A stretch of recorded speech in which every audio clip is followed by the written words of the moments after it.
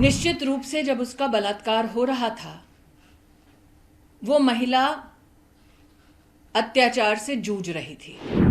सवाल ये उठता है कि क्या किसी ने उस फ्लोर पर उस महिला के चिल्लाने की आवाज को नहीं सुना? वो कौन है जिसकी वजह से अस्पताल में वो रेपिस्ट आश्वस्त था कि वो रेप करने के बाद घर लौट सकता है? एक लड़की का बलात्कार होता है अपने ही अस्पताल में। वो चिल्लाई तो किसी ने अस्पताल में सुना नहीं। मैं दोबारा कहती हूँ, तेरा रेप मेरा रेप की पॉलिटिक्स को बंद करें ममता दी। प्रदेश की होम मिनिस्टर ममता जी हैं। हेल्थ का चार्ज किसके पास है? मुख्यमंत्री कौन है? तो किसके खिलाफ वो प्रदर्शन कर रही थी? अपने खिलाफ। प्रोटेस्टर्स अनसेफ हैं, रेपिस्ट और मॉब सेफ है। ये कहां का न्याय है? मीडिया के रिपोर्ट्स के मुताबिक उस महिला के मृत शरीर से, आंखों से, वजाइना से खून बह रहा था। उसकी छाती पर वार हुआ था, पेट पर वार हुआ था, टांगों पर वार हुआ था, दोनों हाथों के नाखून टूटे पाए गए। निश्चित रूप से जब उसका बलात्कार हो रहा था, वो महिला अत्याचार से जूझ रही थी। सवाल ये उठता है कि क्या किसी ने उस फ्लोर पर उस महिला के चिल्लाने की आवाज को नहीं सुना? मीडिया की रिपोर्ट्स के अंतर्गत यह भी जानने में आया है कि 150 mg सीमन उस महिला में पाया गया। क्या यह एक रेपिस्ट का काम है? क्या यह संभव था कि वो व्यक्ति उस महिला को रेप भी कर रहा था, टांगे भी तोड़ रहा था, हाथ भी तोड़ रहा था, आंखें फोड़ रहा था, छाती पे मार रहा था, पेट पे मार रहा था? वो महिला चिल्ला रही थी और ना कोई सुन पाया, और ये सारा कृत्य उस एक रेपिस्ट ने अकेले किया। वो कौन है जिसकी वजह से अस्पताल में वो रेपिस्ट आश्वस्त था कि वो रेप करने के बाद घर लौट सकता है? वो कौन है जिसने इतने जघन्य अपराध के बाद भी अस्पताल के उसी फ्लोर पर रेनोवेशन जारी रखा?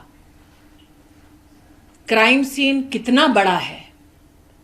अस्पताल में ये किसने डिसीजन लिया?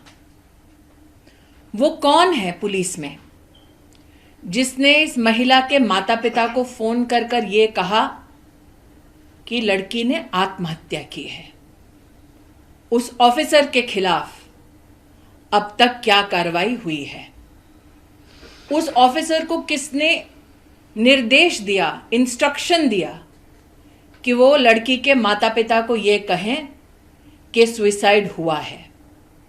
वो ऑफिसर और उसका अगर सुपीरियर ऑफिसर है तो वो इस निष्कर्ष पर कैसे पहुंचे, और अगर किसी के इशारे पर पहुंचे तो वो व्यक्ति कौन है? सवाल यह भी उठता है कि रेपिस्ट निश्चिंत है, लेकिन प्रोटेस्टर्स पर मॉब आकर हमला करती है। यह कैसे संभव है कि गुंडों की एक फौज इकट्ठी होती है शहर में और पुलिस को पता तक नहीं चलता?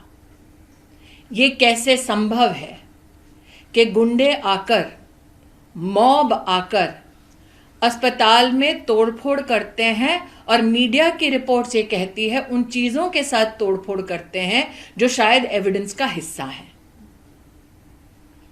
आज मैं सबसे गुजारिश करती हूं, सबसे निवेदन करती हूं, हम में से कई हैं जो मीडिया में हैं, पॉलिटिक्स में हैं, साधारण नागरिक का जीवन जी रहे हैं।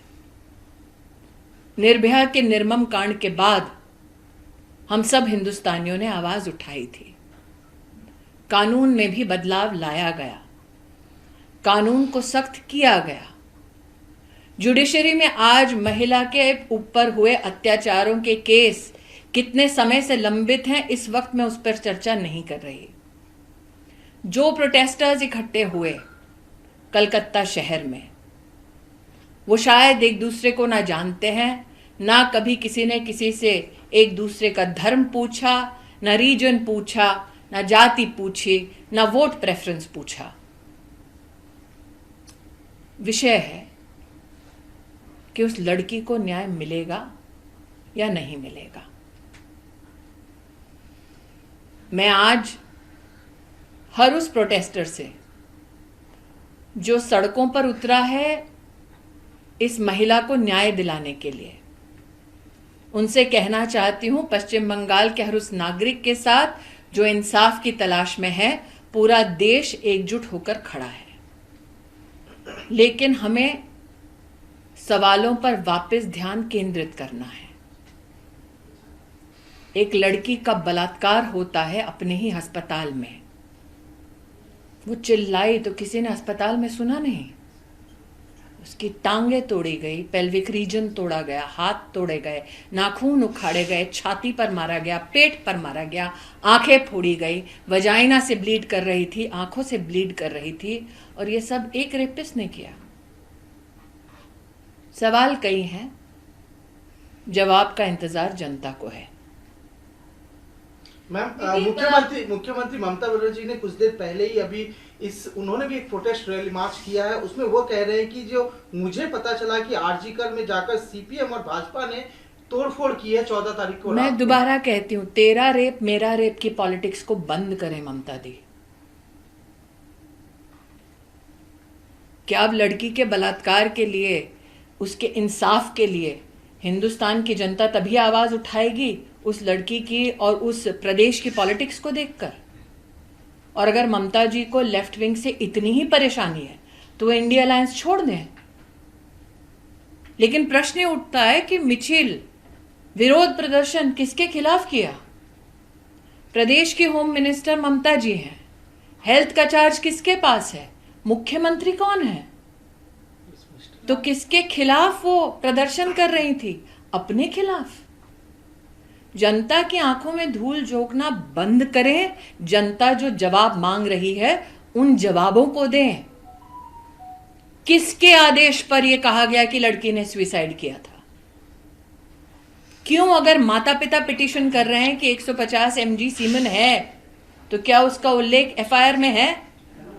किसने मॉब को अलाउ किया एकत्रित हो और प्रोटेस्टर्स को पीटे?